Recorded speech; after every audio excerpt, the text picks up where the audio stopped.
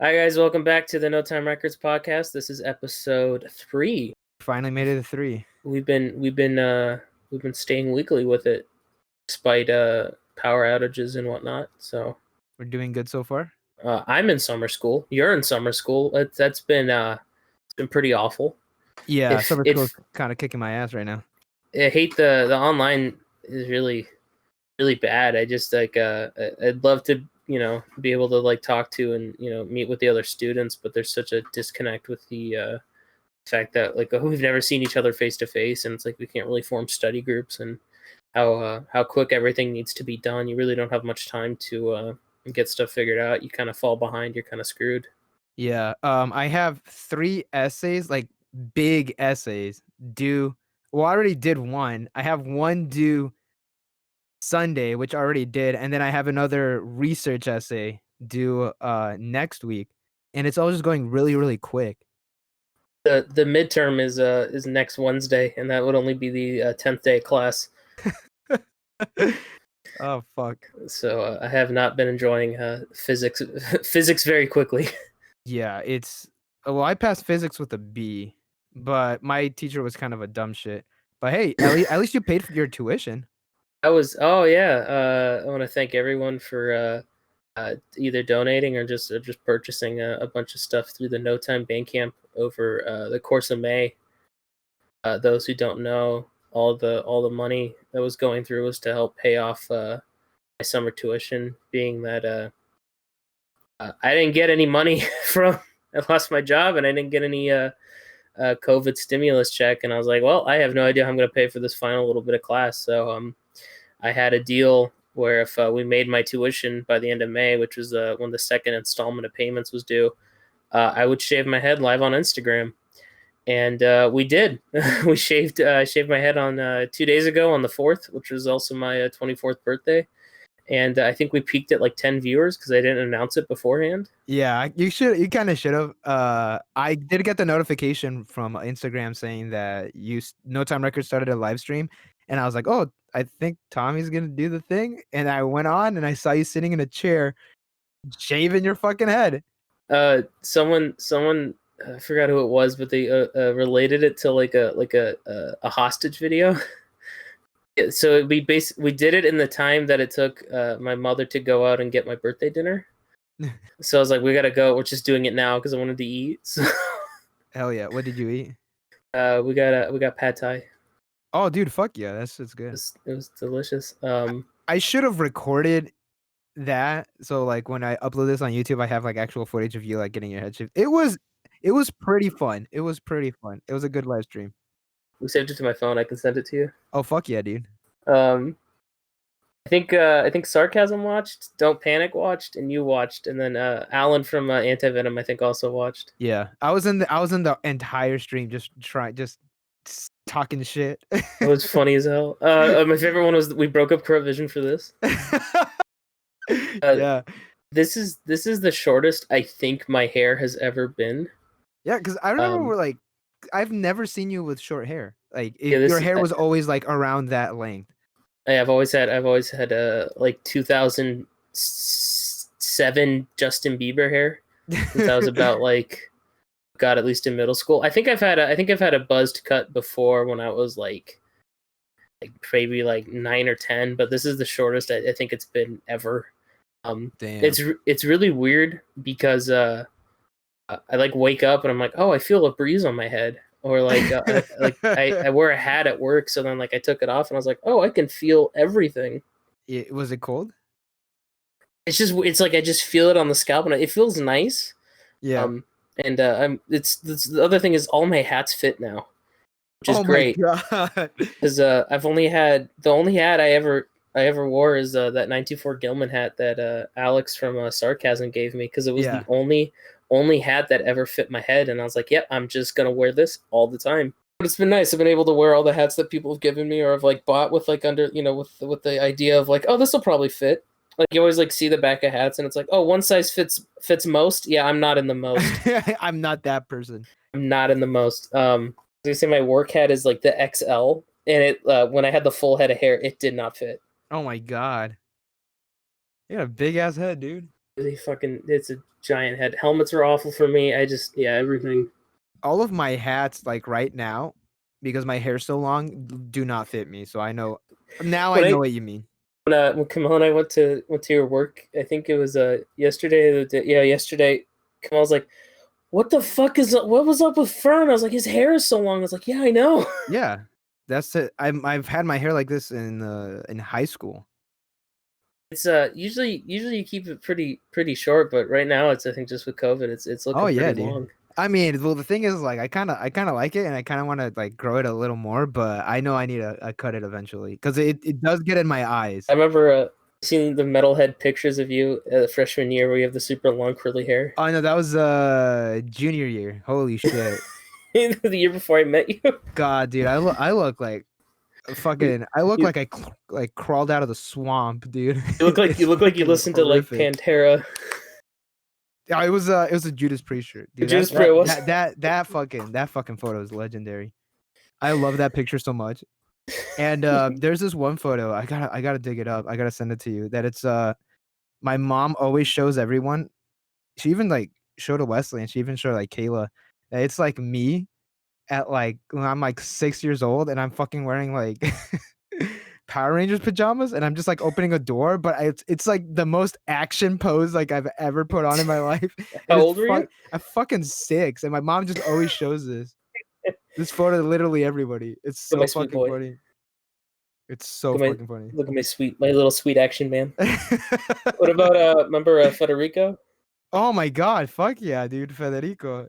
Fucking we were on tour with Fern's old band High Tension, and we were in was it Phoenix or Flagstaff? We were in Phoenix, Arizona. It was Phoenix, Arizona, and what we like to do on tour is we like going to like secondhand shops and record stores, mainly because like when you go to stores in like that part of the country, you can always see like different shit than like what you would find back home, especially with music. That's always a good way to find like local bands and shit, or like more regional bands of that area. But obviously, with we just also just see what all weird. It's also just a good way to like kill time before a venue in a city you have nothing.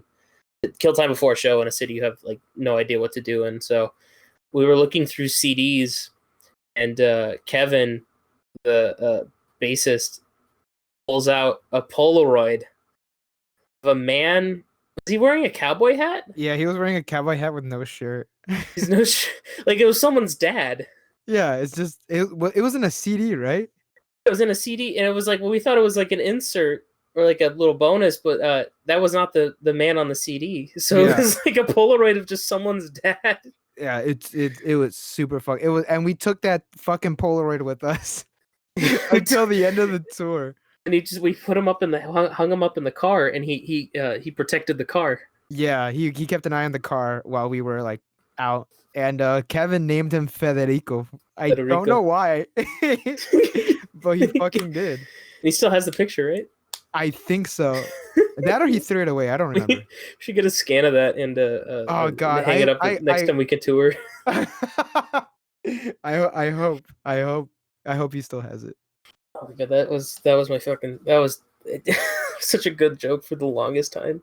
I think you do the thing where you kiss your hand and then touch it too. Oh yeah. We every time we left, we were always like, please protect the car. And then you also had that little tiny Spider-Man action figure hanging from god, that I do have a picture of. I do have a picture of that little tiny ass Spider-Man that we found. He guards the car.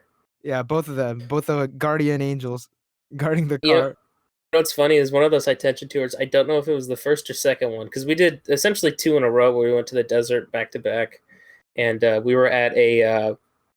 It wasn't like a. It was like a. It was either one of those huge Goodwills that we don't really seem to have, at least in South Orange County. I feel like a lot of our Goodwills are pretty small, but or like just like a normal like a larger like secondhand store. But that's where you put into my head the idea of making tapes with no time. Because you were talking about buying a tape deck and then doing a release for a cassette store day, and that's like what kind of like implanted that in my head of like, oh, we should make tapes. He's like, oh, let's do a cassette store day release, and like ever since then, I was like, oh shit, we gotta get a tape deck, we gotta get a tape duplicator, and it was just, I always look back at that too and goes like, yeah, that's when I got interested in tapes. So What do I get at? Go to secondhand shops. Yeah, secondhand shops.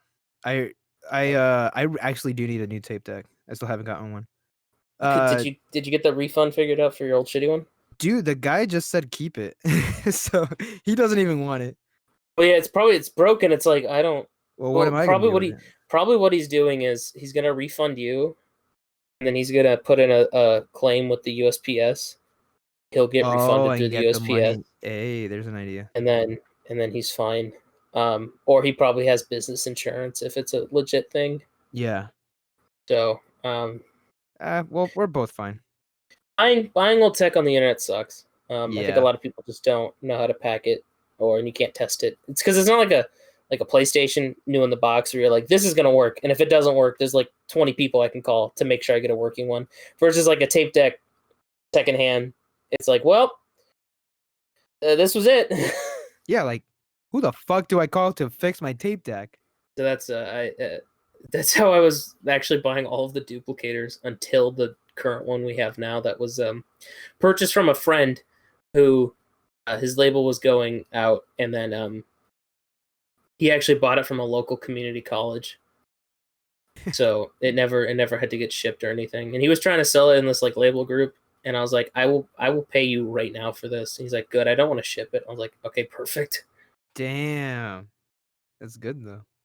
So that's how we got the duplicator we have now, and knock on wood, thing has been beautiful. So how did June 5th go?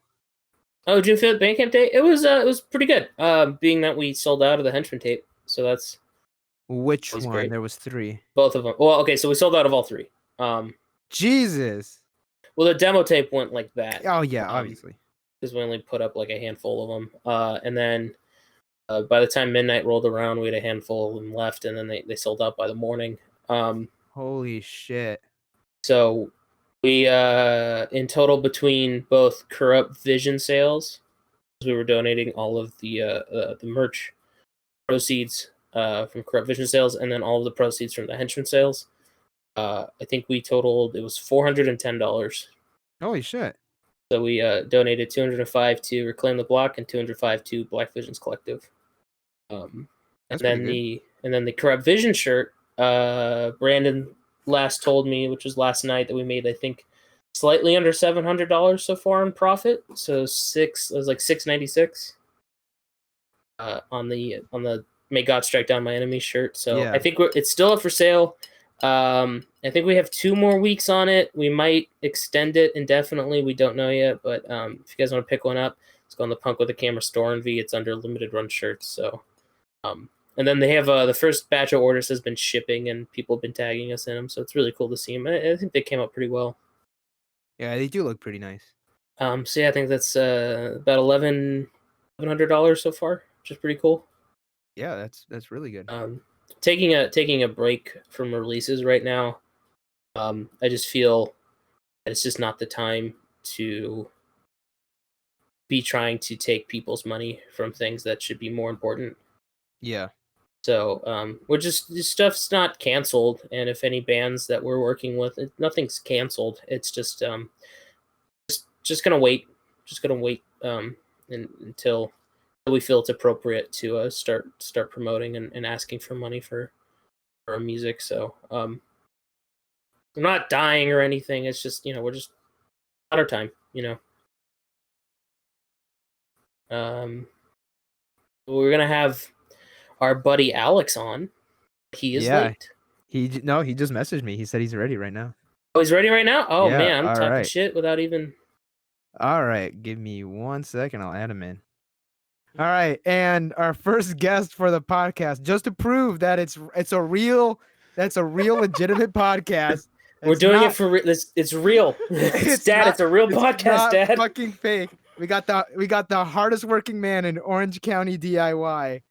Alyx Poska. I would say one of the hardest working men in DIY. Oh yeah, the hardest working man. The multifaceted. He has had his fingers and toes dipped in so many different endeavors over the course of maybe 10 years. Well, I mean, I guess since I was like 14. Oh my God. Damn.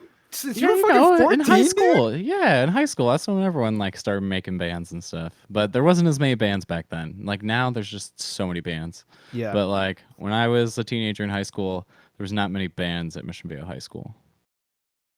Jeez, dude, that's fucking cool. That's But fucking cool. we were like not much of a real band though. We were really in like Twee and like Sufjan Stevens, and we just had like like a lot of people in the band. Sometimes like 10 people. So we were kind of weird. We would just host like park shows basically that were like potlucks, and no one did drugs, and we just played instruments, and everyone had a project name. Holy This shit. is your folk punk band. This is a folk punk era, I guess. Yeah. This is folk Alex. What is the name of this group? If I go on Google right now, what do I Dude, type up? it's all on the Pacific Nature Bandcamp. Have you guys just never scrolled to the bottom? I've talked about this before on other podcasts too. Like, I have it. you just gotta scroll to I've the not bottom, either. dude. There's tons of stuff. Fake- Just we're scroll to fake the homies. bottom. Let's Yeah, scroll we're to fake fake homies. Okay, everyone's at home on their computer. Just scroll to the bottom of the Pacific Nature Bandcamp. Can everyone actually go on the No Time Bandcamp and scroll to the bottom? All right, here we go. Just buy I the feel stuff like there. every label has this. If the label was started off as like a vanity label, personal label, or whatever. Your But yellow you're- dress? But you go back to those first couple releases. So our high school Yeah, it band, is your yellow dress. well, so our high school band was called the Paper Orchestra. That was the band I was talking about that had a bunch of people randomly in it. And then Your Yellow Dress was like a side project me and my high school girlfriend started. And then me and my buddy Tim kept that going into college. So like Your Yellow Dress is the band that toured and like put out some music. And the Paper Orchestra was like our high school band.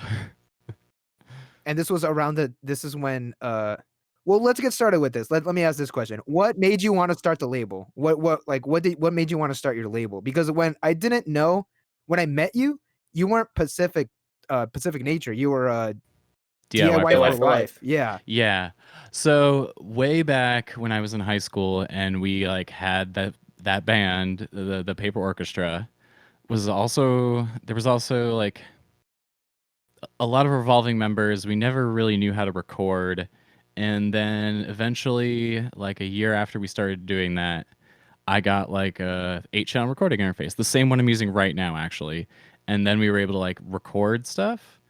And once we like were able to start kind of like recording stuff better, we wanted to release stuff, but we never actually did it. So we only ever released one EP, which were all like really weird recordings we did. But that's why I started the label originally, and it was originally called Pacific Nature Recording Company because it was like a riff on the Elephant Six Recording Company because we were all really into that Elephant Six collective in high school. Shit, yeah. So this was like before anyone ever thought like Neutral Milk Hotel would come back, and before Of Montreal had a song in an Outback commercial. Like we were like 14, 15, 16, 17, like into all those like weird psychedelic pop bands and like 60s influence stuff. And then we were also like into like folk punk stuff, and through like LiveJournal and MySpace, I met people in like the larger internet DIY scene. And so that's how I got in like folk punk and all that kind of stuff. And then it all spiraled out of control from there. But yeah, the first couple of releases, which are still on the Pacific Nature Bandcamp, were originally Pacific Nature Recording Company, and they were all like handmade CDRs because that was during the time when like CDR labels were really big. So before there was this cassette boom, it was CDR labels. And basically, like the decline of CDR labels happened when Bandcamp popped up, and then tapes picked up on it afterwards, and then vinyl blew up as well. But like in the mid 2000s and late 2000s, it was all about CDR labels. Everyone could run a CDR label because everyone started having computers that could burn CDs in the mid 2000s. Dude, this is fucking crazy. Yeah, so all my early releases are CDs. What do you think ultimately? Because now CDs seem to be even fully packaged ones. No one seems to give a shit about them. What is it?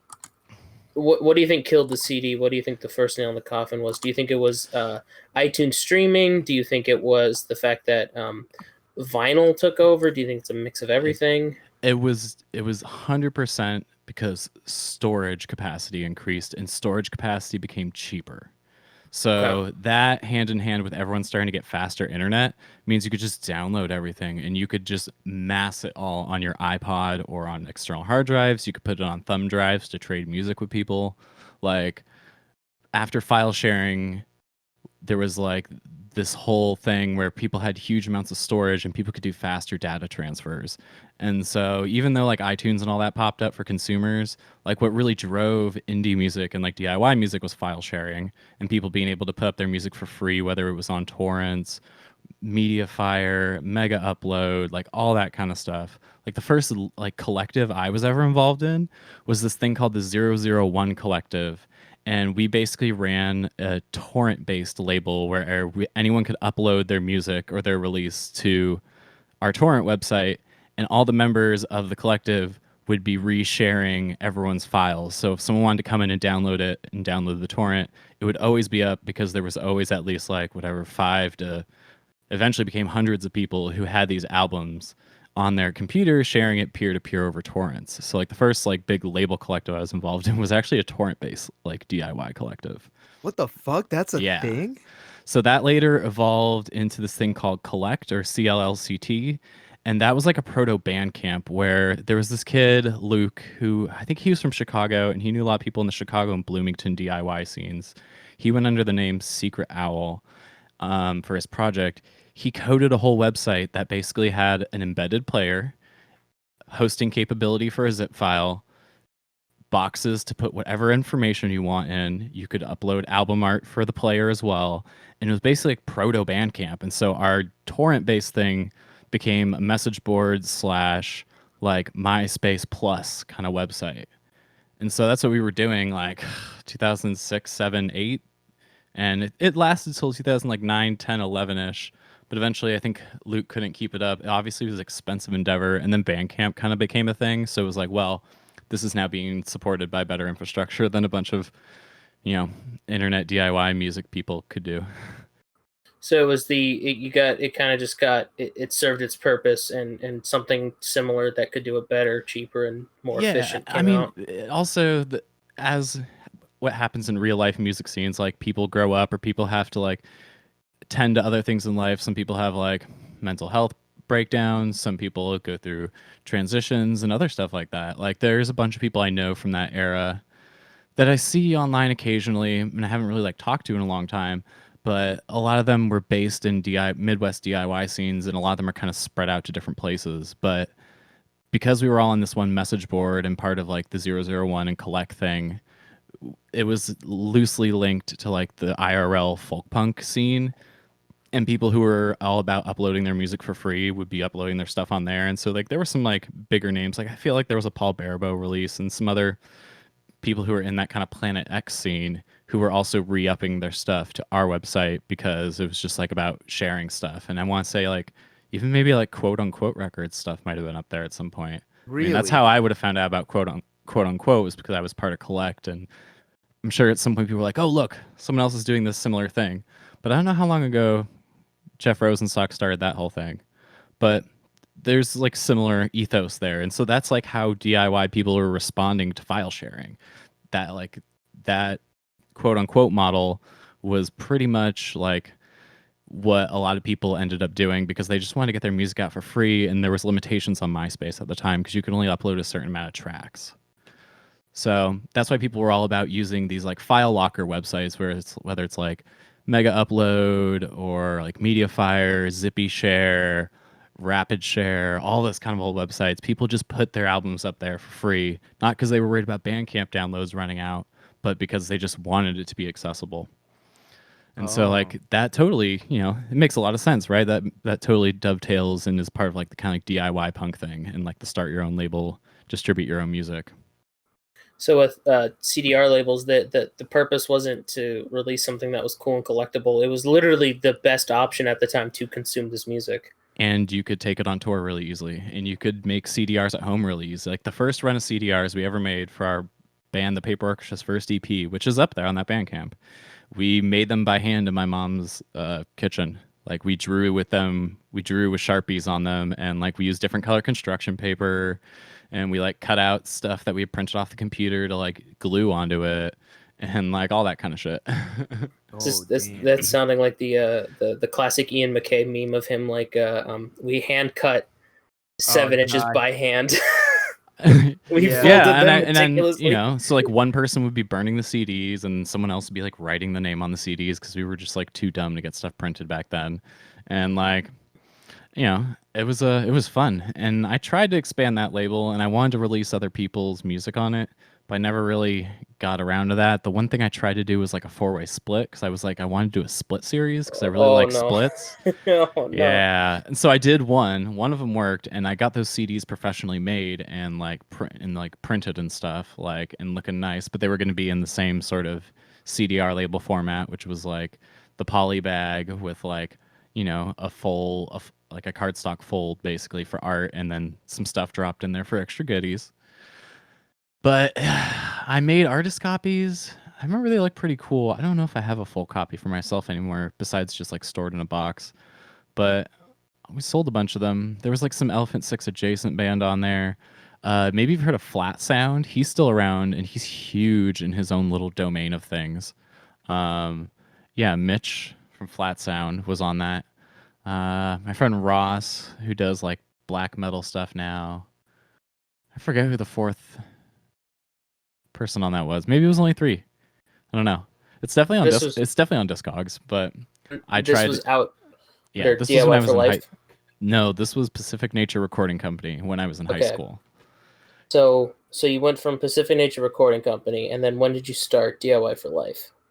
Well, DIY for Life was originally a zine. So I started DIY for Life as a zine. Must have been fall 2013. Okay. I think that makes sense. So you've done like everything.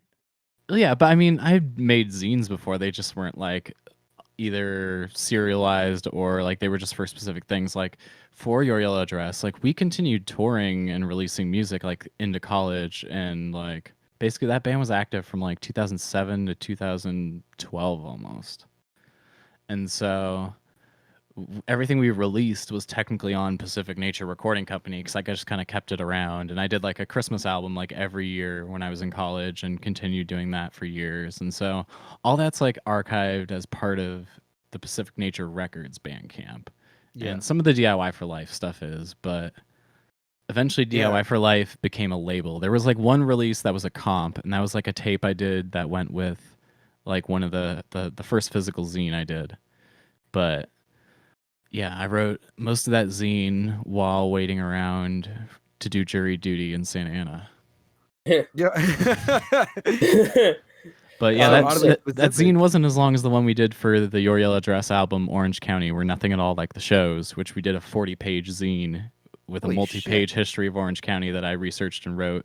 And then me and my buddy Tim split writing duties on writing a page about every city in Orange County. And unfortunately, some of those were just like, we've never been here because it's Stanton or something. But like, there were some really hilarious ones. Reading back some of the things we wrote were just like, damn, we were like freshmen in college and just like LOLing at where we were from, but also like having a respect for it because it was like a heavily researched album in the vein of Sufjan Stevens' Illinois and Michigan albums. Those are fucking great albums. Oh yeah, I'm looking at it right now. It says released 2009. Yeah, that's right. Holy shit. And then that's when we did our first big tours after we released that. So with so you had Pacific Nature Recording Company. Did you have catalog with Pacific Nature? It's all the same catalog numbers. So with did you DIY for Life? It was its own thing, or did that kind of take over for Pacific Nature Recording Company? And then when you went back to calling it Pacific Nature, did you go back to? So like, is there inconsistencies with like the catalog system or? Well, there was a time when I was like really nostalgic for stuff and kind of like categorizing and like archiving some things. Oh, I think it would have been around 2012 when I was still living in Berkeley. And I was thinking about like having Pacific Nature Recording Company make a return or bringing back Pacific Nature in some way. And I like kind of figured out what was or what should have been all the catalog numbers. And I feel like it went up to like 25 or 6. And the last couple were like these like noise improv tapes me and my buddy James made called Boner G's. And we actually played shows for a little bit, which was fun. I'm sorry. What was the name? Boner G's. I thought you said boner cheese. I also No. thought he said boner cheese. Damn. We would just call it Boner Jizz. Boner jizz. Boner jizz. I That's heard even boner worse. G's. I think boner jizz is worse. It is. That's Yeah. and then we would just joking call it like Boner Jizz. But That's it good was shit, like though. some biblical reference. James was in like black metal and like power violence and grind bands. And like he was also a music major when I was Hold a up, music did you say major. So boner jizz is a biblical reference? saying it the proper way, Boner G's is. Oh, It means sons of thunder. someone fact check So that. because it was like a noise like thing, we were like, yeah, that works. I don't know where I found it. Okay. But like, yeah. So we did that like noise project, and that's when I kind of like figured out catalog numbers because there was 3 tapes we did, which are technically in that catalog number Okay. order. And I think those are on SoundCloud, but those are just like 15 to 25-minute like guitar improv stuff mixed with like field recordings and tape manipulation. And so that was like the beginning of like me getting into noise stuff. And funny enough, I moved back to Orange County and started the zine. I eventually just wanted to like start the label again because I released that one comp tape for the zine, and I was like, well, I'm meeting all these bands, and I started to set up shows as DIY for life because I was like doing zine release shows. And then I found out there were other places letting people set up shows that weren't just Cool Beans Coffee House, formerly known as the Waterloo Coffee Station or whatever. And then I just started booking a lot of shows, and then I started OCDIY with people because this girl named Emma found my zine. She found DIY for Life on Tumblr. Oh, Emma St. Clair? Yeah. So Do you want to dispel into OCDIY, or do you just want to avoid that topic? well, the thing is I was running DIY for Life concurrently with OCDIY starting. So I think around that time is when you guys met me. Yeah, that's when I And met you for there sure. was like no clear backstory to what like Pacific Nature DIY for Life was really at all. Like there was just like a zine and a mini zine that I had made, and then people wanted to start this thing called OCDIY, and I was like, that's something I'm super interested in. I'm definitely interested in like community organizing and starting like an art space and you know, trying to help advocate for youth arts and For all that music, stuff? you know? Yeah. And whoo, boy, did that not work out. I mean, there was a lot of good times with OCDIY. It connected a lot of Yeah, people. I We mean, did a lot yeah, of stuff. I met Alex through OCDIY. I've learned so much through OCDIY, like straight up. Like OCDIY just like unfortunately like took on like a dirty connotation, and like unfortunately that actually started happening before it even went down in flames. Yeah. Which like at one point it seemed like maybe trust was going to be regained and everything was going to work out with actually finally opening a physical space, but then that just like became a whole other set of problems once that opened, and ultimately led to me just like being like, I'm good. Like I had already started setting up other shows as DIY for Life, and was like I could just keep doing that. Like I wasn't gonna stop setting up shows. So Yeah, and I am kind of thankful that like OCDIY did exist, like in general, because even though like it did implode in itself, the people that were kind of involved went and started like their own things because of it. Yeah, And like it was a good jumping off point some of for them a lot of did. people. Some of them did. Yeah. It definitely disillusioned some people, which was like it was hard to win those people back, and like some people like never kind of like were down with like the local music scene again. But like in its later days, like OCDIY had other reasons that it kind of like gave dirty like connotations, because Yeah. like it became a bunch of the same like white kids from Southern Orange County playing the shows there all the time at the end of it. And like it was just the end of it was just like a bummer, and for all the people who were there from the beginning, but all the people who joined up and found out about it after all the drama had happened were like, wait, what? I mean, I always felt like something was off, but like I didn't know like what was really happening. We were just happy to have a place to put on shows. And it's like you can't fault people who went to that stuff and like participated, and people who kept volunteering. It's just unfortunate that like basically the person who put himself in charge ended up kind of screwing everyone over and not being like honest with where OCDIY was in terms of getting full, you know, legal recognition for a show space, and which did not happen, and so eventually they got shut down. How did you get in contact with Beatnik Bandito? That's like a. I've never Yo, asked you this about is a that. great story. I don't know where I've told this before, and then people who were in OCDIY at the time probably won't remember this accurately at all. So, for posterity, I found out about Beatnik Bandito because I was helping out some folks in downtown Santa Ana called Concept, who were somewhat involved with Art Walk. They were also putting on their own festivals. They were also trying to just like support Santa Ana artists and put on other cultural events. And I helped them out by booking local rock, indie, and emo bands for one of the festivals they did in downtown Santa Ana. And so I booked that in. Do you guys remember the second show space that Top Acid had in downtown Santa Ana? I do. The first one faced the parking lot. The second one faced Bush Street. I know the one. I know the one that was facing Bush Street. Okay, so that's the one. I actually built the stage in there and did a festival stage in there for Concept when they did their festival. What? The hardest working man in DIY for sure. Yeah. So I cleaned out that, like, it was a former beauty salon that had been like unused for a couple of years. So cleaned it out. I brought in wood pallets and built the stage in there. And I brought in like a PA to do the first like official event. But then the Concept guys were kind of like throwing parties in there on their own because they had the keys to it. And they Yeah. were also had their offices in that building. And once Top Acid got wind of that, he tried to do events there. And eventually, the people who own that whole building, the Chase family, just were kind of like letting Top Acid do shows there. But I met the Concept guys by doing a show in that space. And they were telling me, hey, there's this guy who opened up like a retro guitar and music and record shop on over by like the Reagan building off of Broadway. You should go meet him. I think he wants to do events in his store because I know he's had some people playing out on the curb on weekends and during Art Walk. And I was like, oh, okay. So I went over to Beatnik and I talked to David and I like scoped out the spot.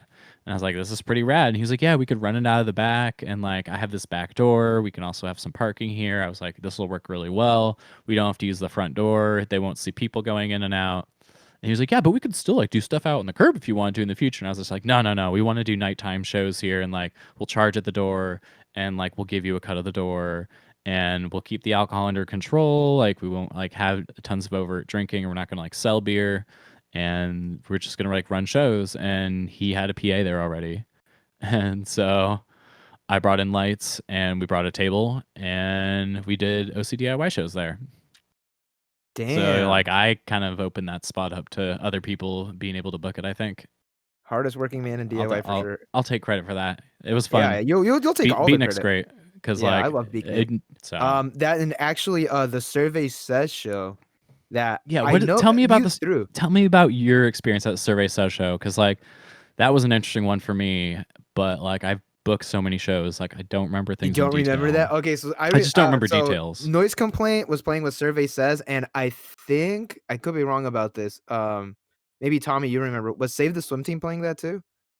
I don't think so. I don't believe so. I think Save the Swim Team kind of came back after all the issues came out with the Survey Says. Yeah. So yeah, it was Save Survey the Swim Says. Team didn't play that show. I want to say maybe Danny from Save the Swim Team, his band might have opened that show. Oh fuck, no, I do. And not they had remember. like some random ass name. Yeah, I gotta look for a flyer or some shit. Oh, it was Cole Porter. Yeah, Cole Porter. That's Danny's band. Oh yeah. Danny so was in Save the Swim Team. Okay, I remember that. Yeah, it was that show. They played, and Survey Says they were a good band. And then when we were outside, I remember that's when I met you, and you were talking about like, yeah, I set up the show, and I never do ska shows. And then something about that, and then I mentioned like, oh, I book a couple of shows too, and he was like, oh, you should come to this meeting. I'm part of this collective called OCDIY. Nice. And I was like, dude, that sounds sick as shit. That's I'm outreach. gonna go to it. So we went. I went to the meeting, and then I met Will Saba and like all the other cats, and I got acquainted with them, and I was like, oh, that's great. And then you told me it's like, yeah, I could get you this place called Program. Just let me know, and I'll message the guy, and I'll message the owner. His name's Chris, and we can set up a show there. Bro. Yeah, and then I was like, dude, can you do that? I was like, yeah, I want to book a ska show. I booked a ska show, but before that, I remember that same meeting. You invited me to one of your shows at a house. It was a house show, and it was actually and it was a release show. And you told me, it's like, yeah, I make cassettes too, and it was for a compilation called "Start Thinking About Someone Else," the first one. Nice. Yeah. And that was at my buddy Isaac's house. yes, it was. And I remember being lost, but I ended up finding the place, and I was going inside because I wanted to see. God, who was it? I Saw the Wolf. Oh, Nadia. Yeah. Yeah, Nadia's Nadia. band. Yeah, Nadia's a solo project at the time. And so I remember going inside, and then you were like, you know, like you saw me and you were pretty friendly with me, and I saw Nadia. No, I saw her, and we were talking and all that, and then I went back outside to hang out with you, and you said, "Hey, can you do me a solid?" And I was like, "What is it?" He's like, "Can you run the door for me?" And I was like, "What?" He's like, "Yeah, it's super easy. You just collect the money from the people, and if they pay a little extra, I think as it was if they paid extra, they get a cassette. Yeah, they get a tape." And I was like, I want to see the rest of the groups. And then I remember you said, can you just do this though for me real quick?" And I was like, "Yeah, sure." That's how it worked at my shows, no, dude. then you said, "I'll be right back. Don't worry." You never came back. What? I remember you never came back, dude. You never. That's so good. Then I actually got to enjoy the show for once. Wow. yes, because you fucking tricked me. I tricked you. But okay, you gotta here's the thing. understand. You Hold on, gotta hold on. understand. Here's the thing. Here's the thing. I You saw. come Did to you an pay for the OCDI. show? You come to an yes, I did OCDI. pay for the You fucking come show. to an No, you OCDI. didn't Yes, I pay for paid the for the show. fucking show. You come Okay, to the so- OCDI. I mean, you're drafted immediately. But the thing is, like, I felt I couldn't. First of all, I couldn't say no because I wanted to be your friend, and like I was part of, and I felt like, oh, if I want to be part of OCDIY, maybe like this is just how it is. But no, but the thing is, like, that was the first experience of me running the show for someone else. Does that make sense? Yeah. Like, I wasn't like, oh, I gotta do this, I gotta do that. It was just me sitting in the cold, by the way, just running the It was tour. October. Boy, Or I maybe live in maybe I was November. born- It says November. Whatever. I'm on the. But I did Those tapes see, took a long time to make. I did see. I Saw the Wolf and Emma St. Clair, and that's when you told me to run the door.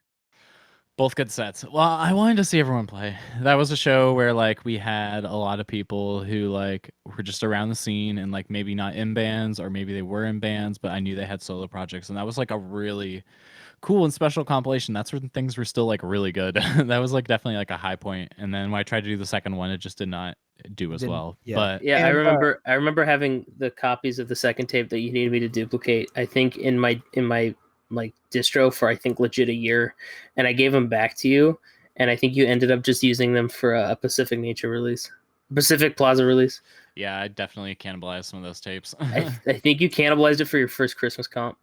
so on this compilation, so it's one side was splatter white and the other side was splattered orange, and I remember you Beautiful. telling me that it was lavender scented, and we're not going to They disclose are. what it is, but that is fucking ridiculous. Like, Yeah, I that was thought real. industry, I, the I type, I did that for a couple Industry releases. secret. We had a Yeah. couple of releases that were scented. that was impressive. For me at the time, I thought the splattering was fucking insane. I was like, what? One side is white, the other is orange, and that's how you're labeling it. I thought that was the fucking coolest shit. I remember It was asking it was quite you nice. how to send J cards, and you told me how to do it, and then I was like, I am never gonna do this. Why the fuck am I gonna ever send a no time release? What am I gonna make it smell like? Burnt cheese? Like Fucking bourbon. Make it smell like make it smell like Damn. like a 40 ounce. Yeah, that was a fun idea. I did it for a few releases, and the thing is, it was never done for releases that got like taken out on tour or anything. So they smell up the whole van. I mean, that would have been amazing. Well, I mean, I guess Iris Jupiter probably had some of the scented tapes with them on tour because that was one of the like last ones I did, and that one worked out really well. In fact, me and the lead singer's mom went and got the stuff that we used for the scenting at like some hippie shop in San Clemente. I had the only time I ever shop in San shout out San Yeah, Clemente it was hippie great. shop. It was really nice. His mom was so great. Devin Fuentes' mom. She's sure. she's solid.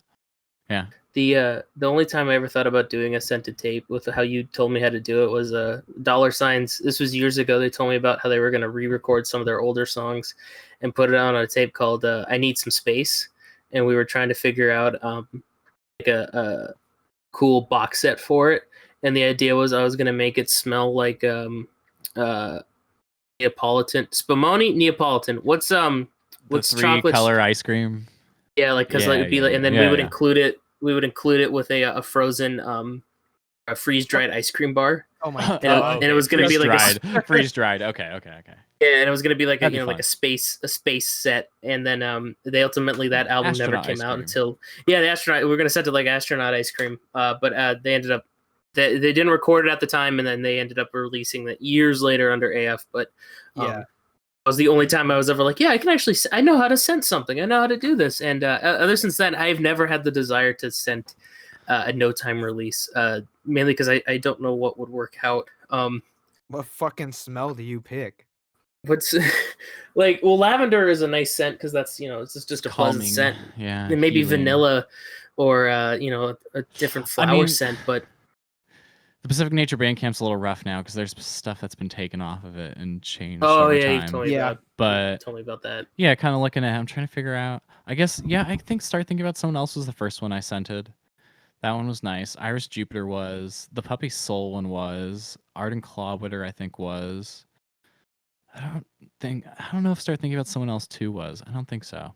But yeah, the house where that show happened, like, it's funny, like you mentioned that it was there you ran your first show, because that's where I ran my first well, yeah, I guess I kind of ran my first show there in Orange County. Like, when I threw a show with other bands, that was like a big thing. That's where my zine release show was. But yeah, I threw my first zine release show at that house. And like, as OCDIY got started and like we were just hosting more shows, like the culture of people just kind of like sitting down to run the door was like a thing where like you knew you could just rely on someone to sit down and run the door if they kind of knew what's up and you trusted them. So like that continuously happened throughout most of like the Pacific Nature and DIY for Life shows I did. And then OCDIY, it was like a very regimented thing where like there was kind of like a schedule of who was going to be doing what positions all night, which worked out in some cases. In other cases, we kind of were just like, yeah, we're going to ignore that and just do it. But like Fern didn't know that at the time. Oh yeah, like, I didn't know. Well, yeah, the thing was like that was like not my first. That was my not. No, hold up. That was my first not OCDIY show. Because the first OCDIY show that I helped out with was that God, program? no, it was not a program. That's the first one that I threw. The one that I helped out with was in San Clemente. Oh, the art supply. Yeah, the art San supply. Clemente art supply. Okay. I do not remember who was playing. I was just very excited that I was there. And that's actually where I met my girlfriend's best friend. And yeah, and pretty much, I don't know, that's kind of how I met Kayla too. Then I fucking swiped on her on Tinder. Nice. Dude, a lot of people met folks and friends through OCDIY and people that like became homies. And like I think in the beginning of OCDIY, that was a big motivator for a lot of people who were getting involved. Is like they didn't understand leftist politics.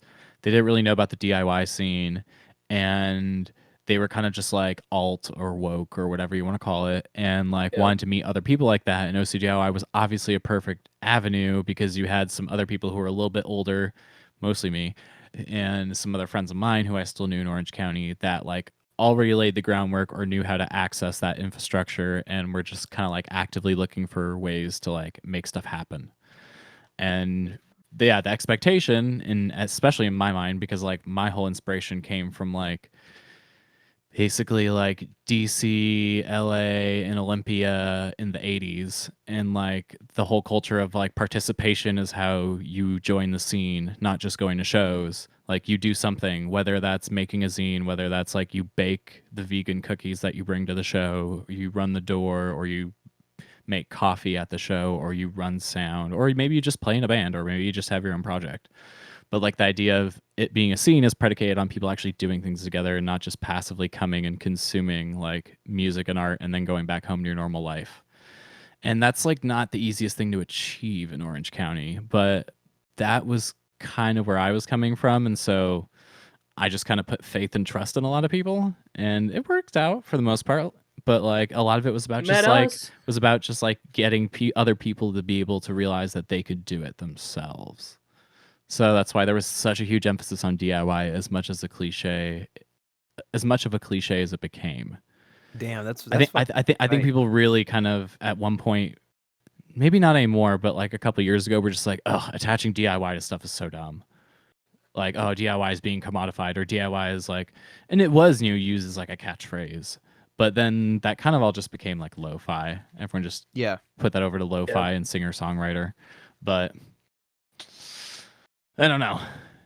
We did a lot of shows at that house, and we usually didn't really charge people money. We would just go around and ask for donations, like I did at my old house show venue when I was in college. So actually running a door at that house that night was kind of like a little bit more out of the ordinary, actually. But it was partially because we were trying to like sell tapes. Yeah. So then my next question is, when did you start making tapes, and why did you start making tapes? Because you said you started doing CDRs. Why did you switch from CDRs to cassettes?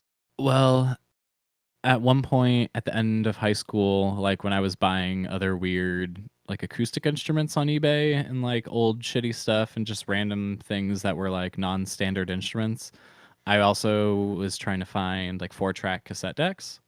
And so I was recording stuff on 4-track cassette decks, but not releasing it on cassette format because 4-track cassette decks can't really record master tapes. And I'd always had a Walkman, and I've always had like tapes because I was like a kid in the 90s. And I have like old tape recorder toys that I had when I was a kid. But basically, having that 4-track cassette tape recorder was like, oh, I need a final mastering deck or just a deck to record it to a 2-track stereo tape. And so I got one of those in college because I wanted to have my tape deck, my CD player, and my record player all there in my dorm room, Be the cool kid from the 90s, even though it was 2000 what? 11? Well, I mean, vinyl started coming back when I was like in high school, I guess, just barely. And so I had wanted to get a turntable like all of high school. And I think I got one for Christmas my senior year of college because I had already started buying records before that because I was already just like collecting and buying records that I wanted. And like 7-inch series that labels are putting out and like other things like that. Like I have the Proto American Football Band, the one up downstairs. The first time Polyvinyl ever put out that on 7-inch, I have that. And I have some old American football pressings that are like early pressings, technically, from before the album blew up the second time around. But you holding on to those gold mines? I don't know if people collect like old polyvinyl pressings like that. I remember when we were in program in the dollar bin, you like pulled out like I Kill Giants, and like I found that. That was cool. It was what Into It Over? I think it was. No. What's the band? Wait, Empire. Yeah, Empire. It was like really long band name. What band name? Really long band name. Yeah, that was a nice one. Yeah, I was like, oh, this is on some small DIY label. This actually is probably worth a lot because it's definitely sold out on the internet. And I think we looked it up, right? And we were like, oh, yeah, nice. I hate that you looked through that, and like I looked through it earlier too, and I didn't even catch that. I Kill Giants is so fucking good. I got an eye for old emo bands that, well, I guess when I got back into emo again, weren't really old, but I was like, whoa, how did I not know this was happening in like 2013, end of 2013? I was like, what? Like, there are bands that sound like American football now? Because when I first got into American football in 2005, like, there weren't other bands that sounded like American football. Although in high school, I did kind of like discover more math rock stuff and like This Town Needs Guns, who were a little bit like American football, Look Mexico, who were also like in the DIY scene. I think in Florida or something like that. I don't remember. But you wanted bands like just like had the whole like tendency or like whole vibe of American football. When did Algernon Cattle Water come out? Like, a mix of that and then like the Midwest emo thing that like the Promise Ring was doing, because I really like the Promise Ring and like Mineral and Christie Front Drive and like Sunny Day Real Estate and that kind of stuff. But when did Algernon start? I don't know. And Snowing and Algernon, those were like 2005 they started. I don't know. I missed that wave. Cadwallader was 2008. Their first first release. So I missed that wave actually. When that first got started, I was in a different part of the DIY scene. I was in like the folk punk, people doing acoustic touring and that kind of stuff.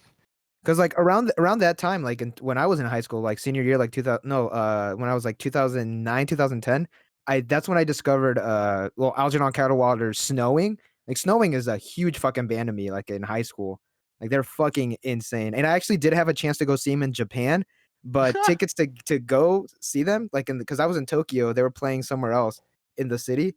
It was, I think, $40, and to actually get the tickets to go inside, it was another $40. So I was like, I'd rather Live not music is do that. expensive in Japan.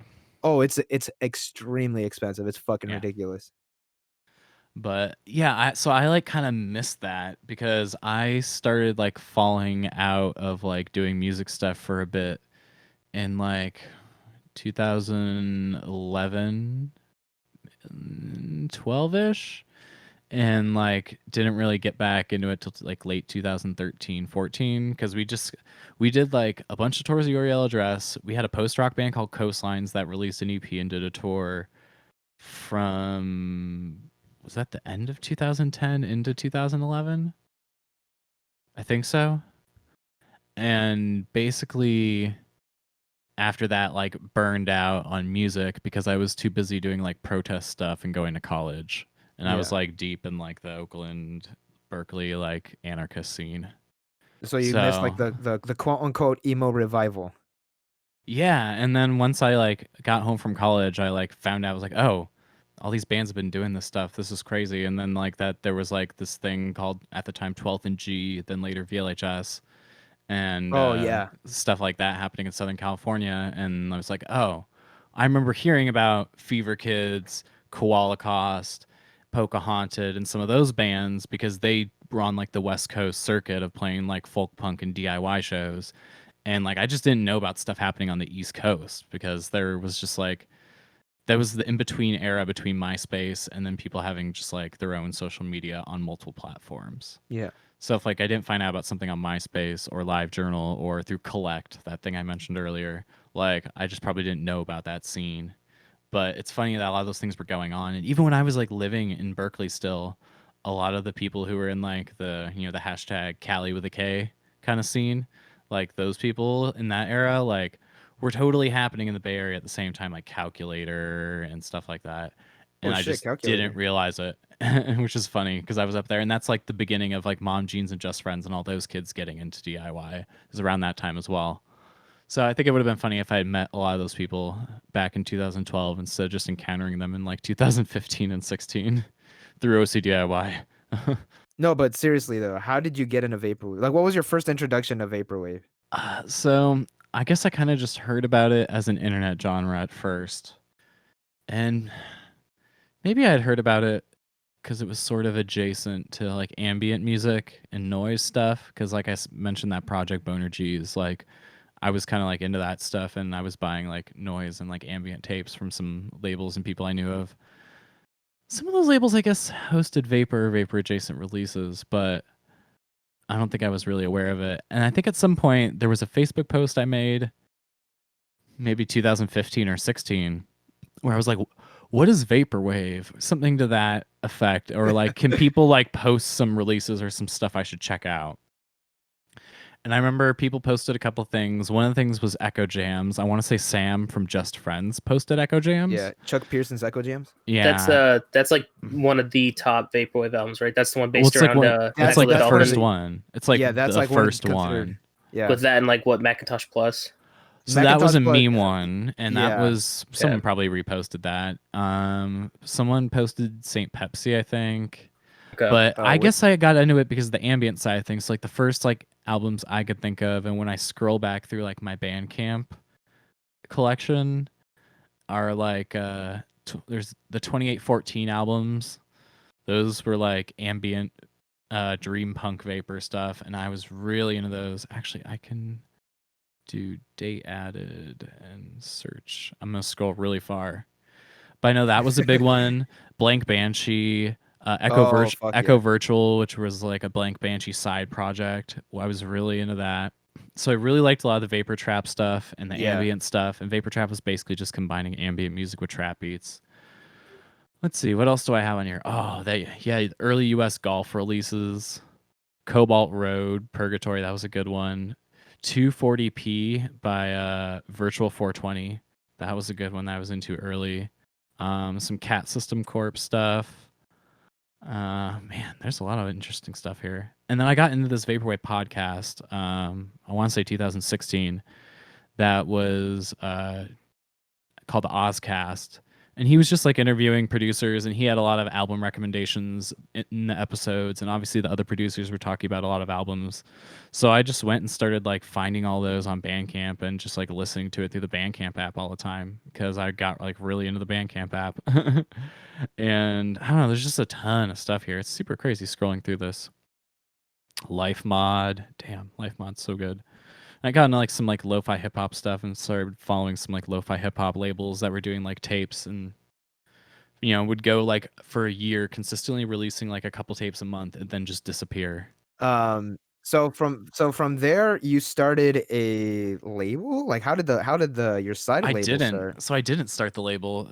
So I was kind of just like listening to that podcast. Then there was another podcast run by this guy called 3D Blast, and they would have like a group of people who were kind of interviewing folks and just like chit-chatting about the scene. And so that's how I kind of started finding out about the Vaporwave scene and like more of kind of like the historical stuff that happened between 2014 and 16.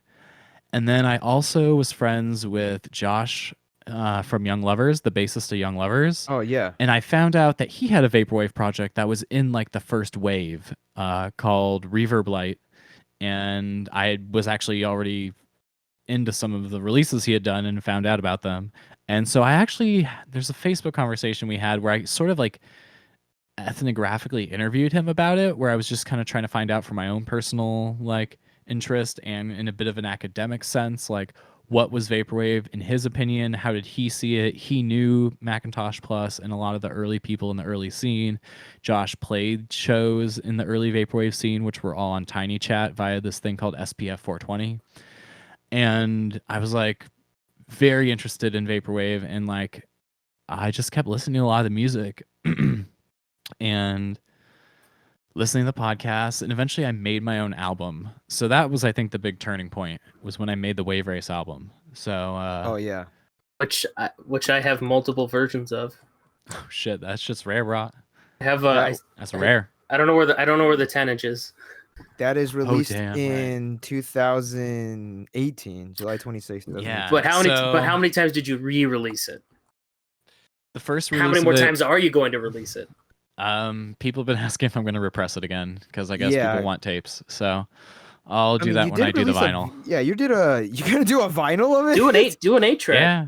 I was gonna do the vinyl if the 2 vinyl records that Pacific Plaza has in progress right now were fucking done, which like they should have been if there wasn't COVID and if there wasn't a giant fire, and like they would have been done by now, plant, right? Mm-hmm. It's a fire at the plant.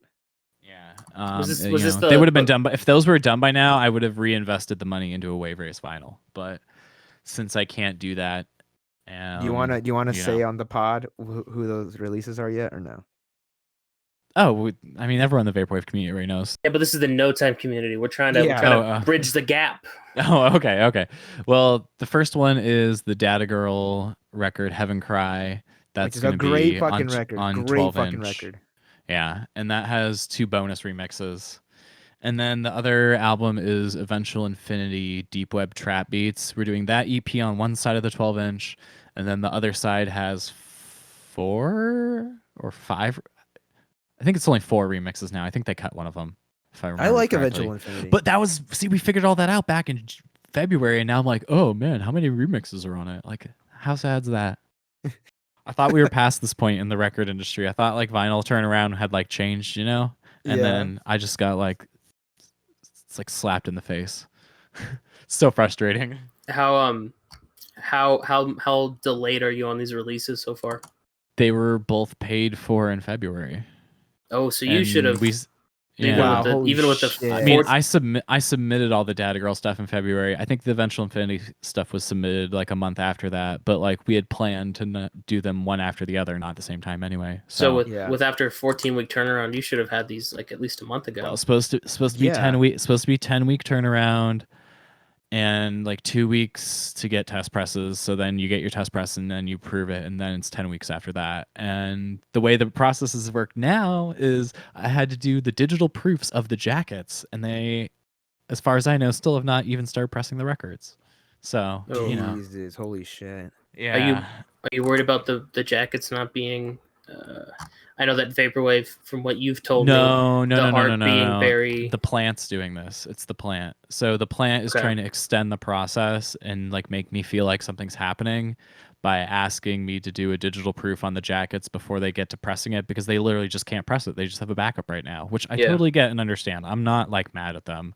Like, we had to use a certain plant because some plants just like go wild style, and that's what happens when you go wild style. So Your What do plant you mean catches by on what do you mean fire. by that? what do I mean by that? Are we bleeping Yeah. this out? Sample-based music is very Oh hard yeah, to never press on mind. Haha. record. Haha, never Yeah, mind. Yeah. Now I don't know what you mean. yeah. No, Sample-based yeah, music's I'll- really hard to press on vinyl. Yeah, So. I'll bleep that out.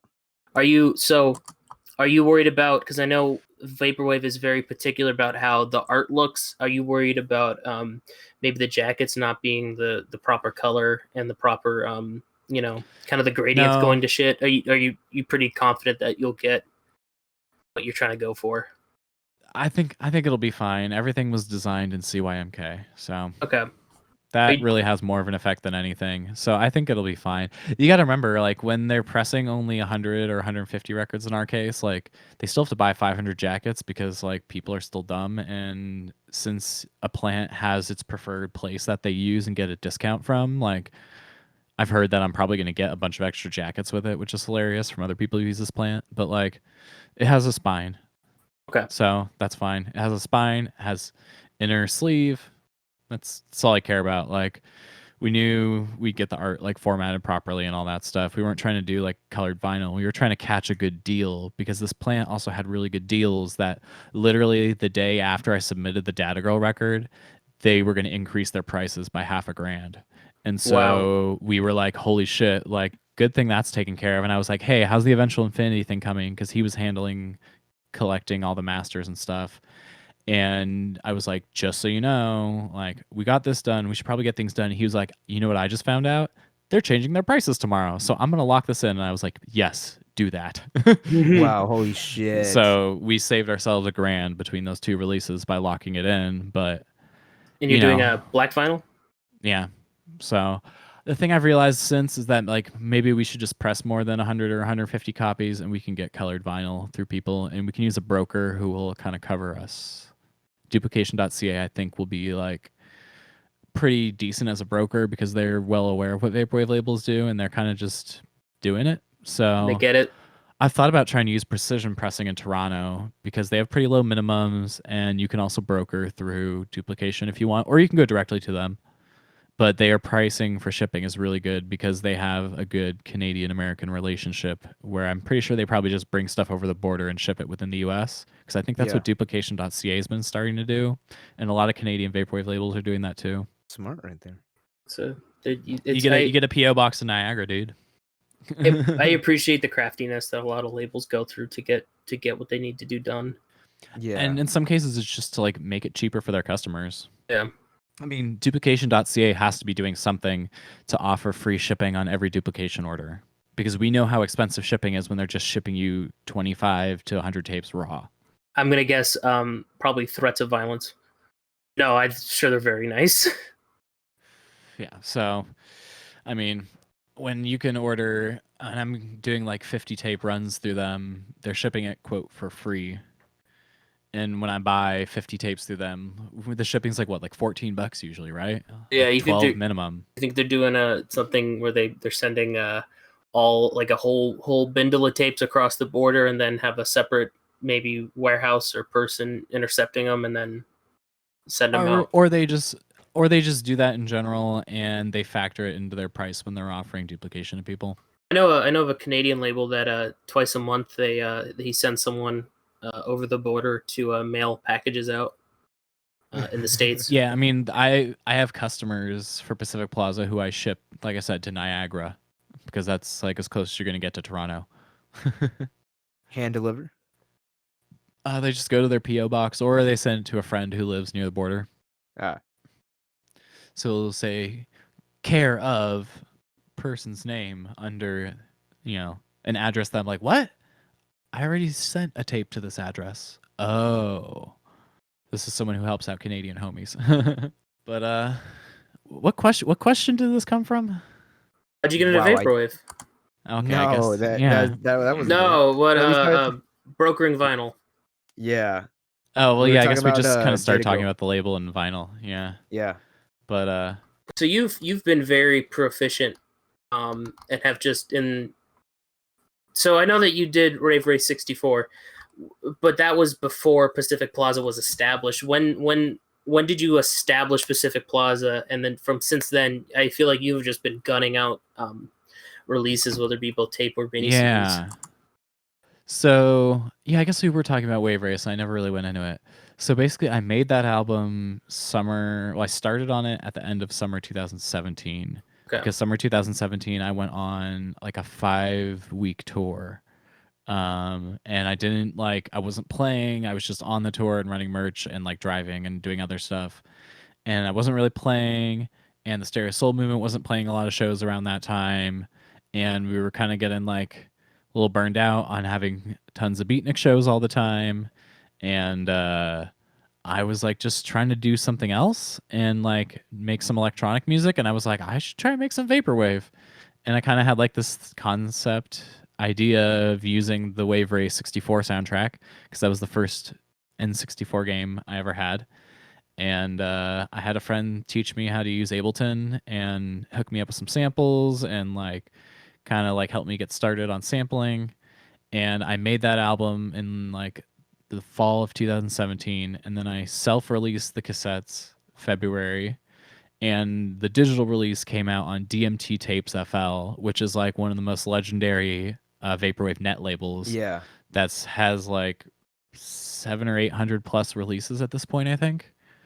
But it's like one of those channels where people who are just getting into vaporwave or they're very established or sometimes even well-known artists will just send a release to him to release for free digitally. His whole catalog's up there, and it's just like hundreds and hundreds of vaporwave albums of all subgenres and all different types of vaporwave in one place. It's like the way to get your $1 vaporwave starter pack is to go to DMT Tapes FL and pay $1 to put their entire digital discography in your Bandcamp collection, and then you will have too many things in your Bandcamp collection to sort through. To me personally, I think it's DMT Tapes, Dream Catalog, and I think Seiko Mart. Seiko Mart's a label, right? Seiko Mart's super legit. They have some of the Yeah. best physicals in vaporwave, and then they also do a lot of digital releases.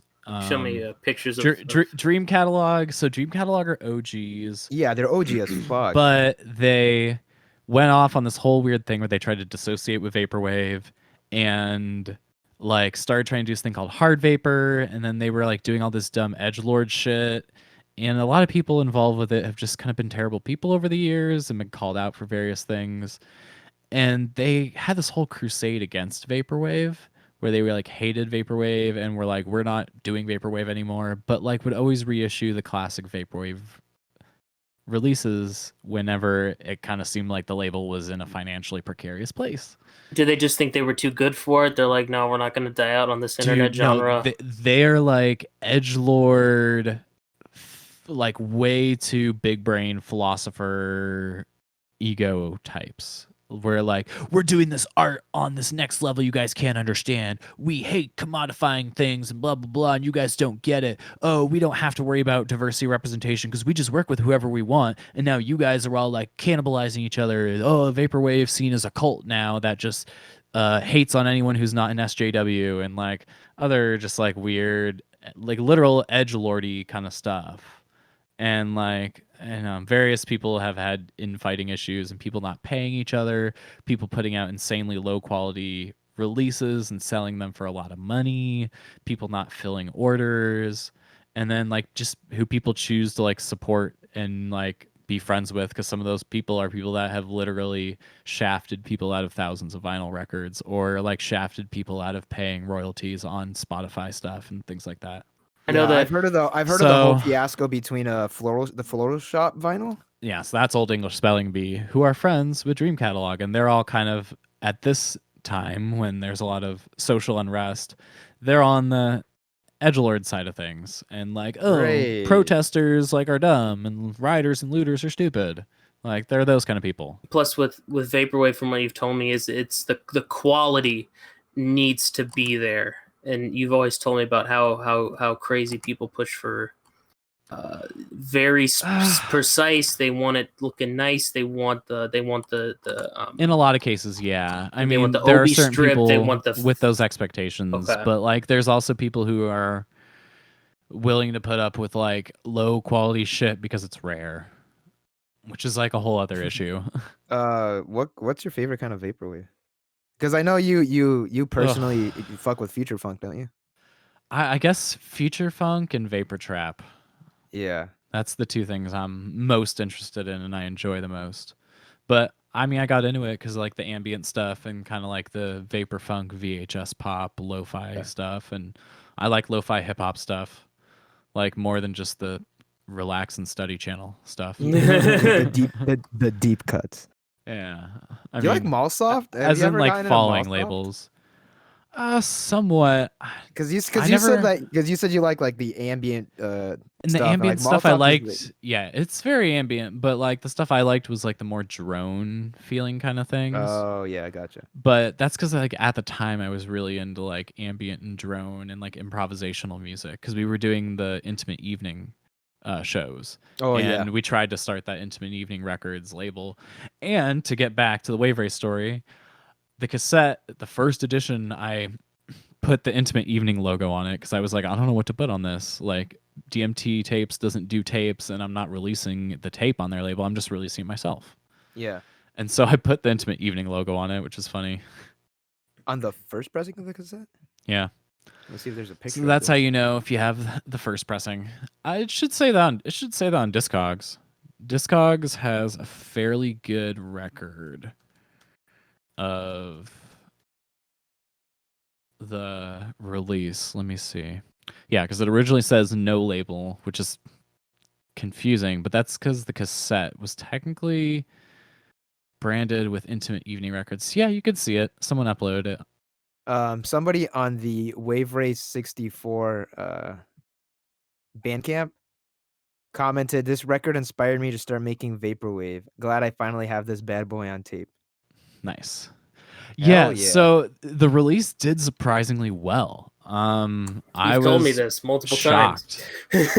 Yeah, I was personally shocked. So after I put it out and I did the tapes like, you know, they sold. It wasn't like, oh my god, they sold in an hour for the first run. But then I was like, okay, well, I have these other leftover black tapes and it'll fit on there. So let me do that. And let me get the homies and Fox Bodies to make me a lathe cut of it. And I also bought the supplies to do VHS because I was like, oh, I could just use the VHS recorder at my mom's house and do it. Of course, that VHS recorder didn't work, but at the same time, I was homies with Slim Reaper, and he was like, I can do VHS duplication. And I was like, I have all these VHSs. You want to do this? And so we did the VHS second run of cassettes in the lathe cut in like March, April. And those all sold really quick. And a lot of those were selling while I was on tour with Wander and Young Lovers, which was super crazy because one of the guys in Young Lovers is the Vaporwave dude I was mentioning earlier, Reverb Light. Yeah. So that was like, oh, wow, I could do this. And what was on the VHS tape? I made a video album where it's me playing Wave Race 64. Okay. So I... Is it a camcorder Let's Play? No. So I got an emulator actually because I didn't want to buy a capture card. No, That's fair. What capture card? Who's talking about a capture card? VHS? No, a camcorder pointed straight to your TV with the lights off. No. That's all you need. Have it zoom in a little Dark bit. Side Phil. Yeah, like No. Dark Side Phil. No. So What do you mean, no? I got an emulator and I basically recorded myself playing through the whole championship version of the game, and I edited a couple different championship runs together, so I got first place on every single race. And then I ordered it. Gotta. And then I pretty much like edited it to work with the music. So like some of the races fade out early because the tracks are shorter, which is fine. Yeah. And then like Dolphin Park is while you're literally in Dolphin Park chasing the dolphin around. And so I just made a whole edit that's like the whole album. So it's a full album video. And then I sent that full album video to my friend who was going to make the VHSs. And I was like, hey, do you want to run this through like your Tachyon and some other like, analog glitch stuff? And he was like, hell yeah, dude. So he did that, sent it back to me. I added some of the title screens and stuff just to make it look nice. And he made the VHSs and I did all the art for them. And yeah, those were super sick. And so I pretty much was just kind of like trying to put the album on every format. And mini CD was one of those formats. And I was like, I could release other stuff on mini CD, like EPs. And so that's how I started Pacific Plaza. Was I released the Wave Ray 64 on mini CD, and I was like, I'm gonna release other stuff on mini CD. And now I think we could move on from that and talk about the elephant in the room. How did you start? Because I know kind of the story of how you started Wait, this. elephant in the room. What is the elephant in the room, Fern? So What I is know elephant in the that room? that we so I know after OCDIY dissolved, you started Riff Mountain. Oh, How yeah. did you come? How did you come to starting Riff Mountain? Oh man, wow, Rift Mountain. I guess we should probably just like describe what Rift Mountain was for Yeah, people for who the people don't that haven't know, been to Riff because Mountain. then it'll make sense when I'm talking about how I get there. Yeah, because Okay, it you was describe it. I need to get some more water. That's why I keep like coughing. all right. So Rift Mountain was a warehouse space in Fullerton that was part owned by Alyx, and then also was part owned by a handful of local bands who used it as a lockout. And the bands would just pay out of pocket, for their portion, and then Alyx would took kind of the lion's share of kind of the duties and would run shows in order to, pay his half of the, his chunk of the rent. And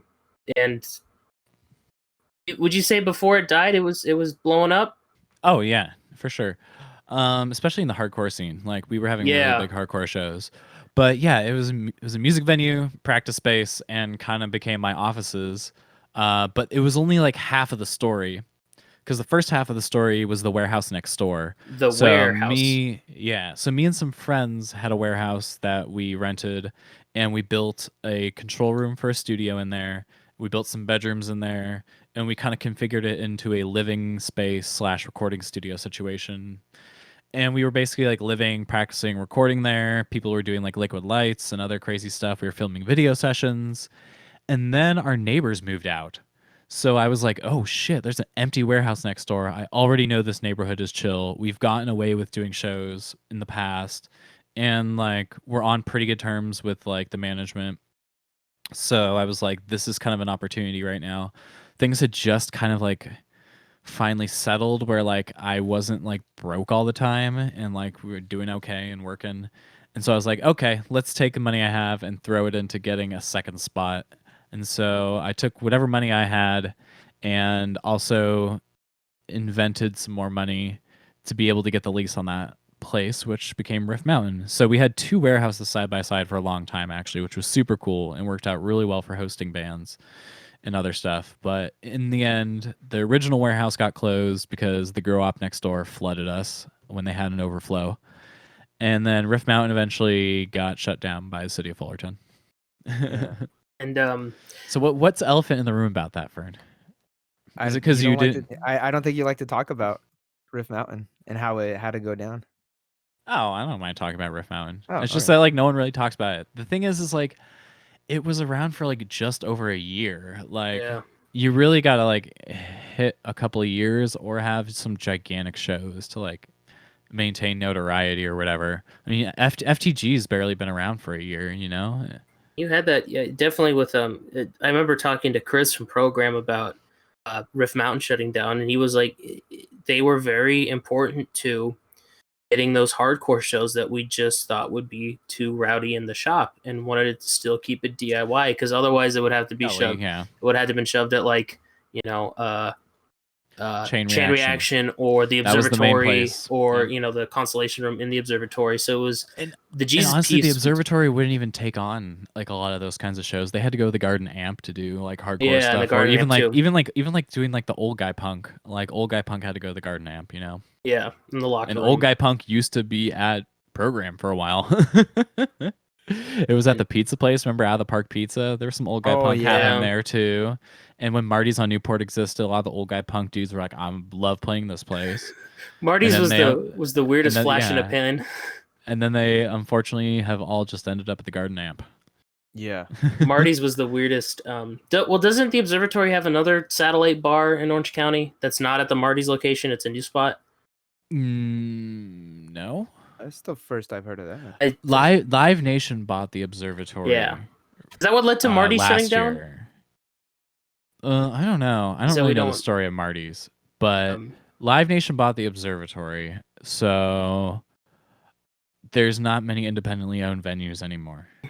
So I think with Marty's, the Garden Amp is still one of them. So I mean, that's why like the old guy punks are putting on what seem to be pretty good shows there. I mean, they're always like having big lineups, and that's where they move some of the Rift Mountain shows. That's where the Strife show moved to.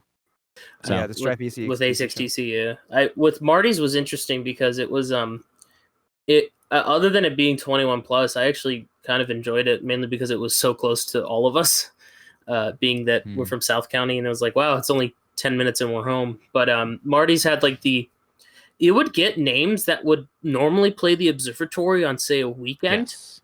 But it was like, oh, if we have to shove like I think they had RZA play there, but it was like on a Wednesday. So it was like, oh, we have a big touring artist coming through. We don't think they're going to pack out the Observatory on, a Tuesday night. Fuck it, throw them at Marty's. And it was a small enough club where like it would pack out immediately and you'd have a pop-in show. And I think you just charge a little bit more and you book it as a intimate experience. Yeah, that's the point. That was exactly what they were doing there. Oh yeah. We played there. Corrupt Vision played there once, and I remember being on stage, and there's just a giant pole off to the stage left. Oh, and you're just staring through a pole. Yeah, I did actually want to go see the Sonics, but I just never got around to it. I saw Open Mike Eagle there. That was a really fun little intimate show. No one was there though, and it was really a shame because it was like there was like maybe 20 to 25 people. What? Yeah. That's weird. It was like a Saturday. More people would go to see him. Like a Saturday. It was it came up out of nowhere. Like it was like, I don't know if he had a show fall through or the tour was booked quickly, but it was like, I remember like hearing about it like a week before it happened. Well, Marty's was owned by the guy who used to have the Observatory. And, I don't remember if it shut down before or after the whole Live Nation buyout. I'm not sure. You have to look that up in OC Weekly, RIP. Also shut down. Yeah. Yeah, I remember I was like, I don't see shows at Marty's anymore. I was like, oh, it doesn't exist. Yeah, that's pretty much what happened, I think. Yeah. They tried branding that shit like crazy. They're like, we're gonna make this little mini observatory, but they never changed the shitty cocktail karaoke sign out front. All they did was add like, they didn't. All they added was like their bougie, like updated sign out front. But yeah, it was a shame. Yeah, that parking lot was awful though. Never went, so I do not know. But I think with too busy being underground, bro. Too busy making your vapor trap, dude. Yeah. Well, the thing is the Wave Race album wasn't Vapor Trap. Honestly, no, it's not. Honestly, I thought it like had most in common with like basically like meme wave, like meme releases. Because it was based around a video game. Well, yeah. I mean, yeah, but I don't know. A lot of people liked it, I guess. I remember duplicating those cassettes for you, and I was testing them. Jesus. And Kamel, my girlfriend, was like, "What are you listening to?" I was like, "Hey, this is the boy." All right. Because it starts with that like it's like super kind of staticky of like the yeah. I was like, "What are you listening to?" I was like, "It's the boy," Tommy confirmed for not liking Vaporwave. I enjoy Vaporwave. I enjoy everything Alyx has put out. I'm very impressed with how he can. I'm very impressed with how you can just. This might sound bad, but how you can just hop into a different, subgenre, a different scene, and do it as so well and so effortlessly is so impressive. And I know that's probably just from years of like fucking up and learning, but it's so cool to see you dip your toes into so many different like avenues, like creatively, and just give a shit about it at the same time. The interesting thing about Vaporwave, is that like vaporwave is very similar to like DIY music culture and DIY cassette label culture. I mean, some of those people actually like in the early days like overlapped with the like people in the DIY scene, and like we talked to a lot of people and they're like, yeah, I was in bands, or like I was in the noise scene, or I was in like a hardcore band, or I was like doing something weird and arty. And I mean, the way people made tapes were just like DIY labels making tapes. So that kind of like shared DNA is there. I mean, I think a lot of people in the vaporwave scene even like cheesily say like vaporwave's the new punk. So there were just like a lot of things, and I've said this on Vaporwave podcast where I've been interviewed, where I just like took the skills I'd learned in the DIY scene and just like was able to apply them in very similar ways, and also take things from the DIY scene that were just starting to happen in Vaporwave and do that because I already had the experience of running shows, for instance. So I don't know. So there's like a correlation between like DIY culture and vaporwave, kind of like how there's like the parallel between shitty metalcore from like the Warped Tour era and dubstep. It's fucking funny. I guess I so. get it. It's fucking Because true. there's a It's lot of really like true. metalcore I bands. I don't Yeah, know. they I all don't want to know much do about they metalcore, I guess, because No, believe I me, a never lot of listened to metalcore metalcore. dudes started making dubstep, and so like a lot of like the DIY emo and punk kids started making vaporwave. They saw Skrillex and Hmm. they're like, let's make all that money. Let's go. I don't know if the Let's go. DIY emo and vapor kids did that, but yeah, You I don't made it know. sound exactly. I'm pretty sure that I'm not. No, I'm there's a gonna lot. die on this hill. God damn There's it! a lot in I'm gonna die on this the hill. thing I think a lot of people don't realize is that like 10 years ago, different types of subgenres that were all part of like punk and DIY overlapped, and in certain places that still happens, but like for the most part like a lot of that's been lost. And I was like pretty surprised when I got back into like the Southern California DIY scene coming from the Bay Area and the internet, where I was like, oh, there isn't like ska's doing its own thing and hardcore kids are doing their own thing, and like a lot of the emo kids don't really know what they're doing because they either wanted to be with the VLHS crowd, which tended to be older and have some of that like old punk kind of vibe and spirit to it, Recess Records and stuff. And then there was like the younger emo bands who were trying to emulate the emo revival bands, and so then lo-fi and like bedroom pop stuff was coming up, and so there was like a convergent spot for people who weren't doing ska or extreme forms of music. And that's where I think I kind of ended up, and OCDIY ended up in our local DIY scene.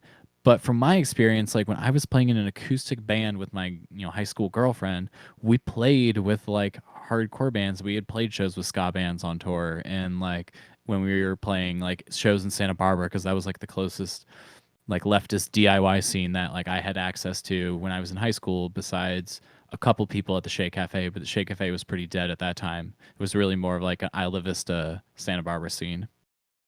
Well, it's funny that you mentioned like all these bands of different genres playing together. When Fern and I's like one of our favorite inside jokes is the Hard Times article of fucking dumbass suggests let's just merge the shows together. Like, this happened to us a couple I times. It mean, was pretty fucking terrible. it sucks in our current context, but like back in the day, and people talk about this on podcasts all the time. Old guys in bands from the 90s talk about this all the time. We're like, just by necessity, everyone in town that was slightly alternative played on the same shows because you guys were all vaguely part of the same culture, and like you were the only thing each other had, and you couldn't just go find some kid on the internet to become your friend. That sounds a lot like how the Reno scene is now, where it doesn't matter if it's a folk punk show, a grindcore show, an emo show, a pop punk show, a ska show. It's the same kids at every show because that's just like it's such a small community up there that it's just like there's one show happening Saturday night and we're all going to it. So like it doesn't matter what, you're gonna have like 70 to 100 kids at your show. Yeah. Whereas Orange County, it's so clicky. Yeah. And in like college towns that are small cities or in small cities, not in like big cities, like those kind of scenes, I think it's easier for them to exist, and they do exist just by the nature of lots of artistic things converge and people become more political in college. So they converge with other folks. Like, I guess it really sticks out to me when I was the last like super long tour I did when we were in Athens, Ohio. There's some state school there. And the first night, maybe it was even the second night, the same night that the band I was with played, we went to another house show that was like a lot of like there was a was like a hardcore band that played, but there was also a couple noise projects that played, and I was like, this is sick. Like noise music's sick, dog. So like that still exists, but just like not here and not in major cities unless you're the arty kids. But then the arty kids tend to be pretentious in big cities. So I don't know. Do you think that's something that should come back in Orange County? Do you think Orange County would benefit from mixed genre bills? I just don't think it's a thing anyone can force. So I, like maybe for me, when I was thinking about booking, like I was thinking on such a micro level when I was just doing local shows. And my goal on a micro level was to like unite different friend groups and different groups of people who were already into their friends' bands, and then like encourage people to start their own bands because there was already these different groups of people who had met because of the friends' bands that already existed who could become their fans and friends as well. And it would be like a growing amoeba.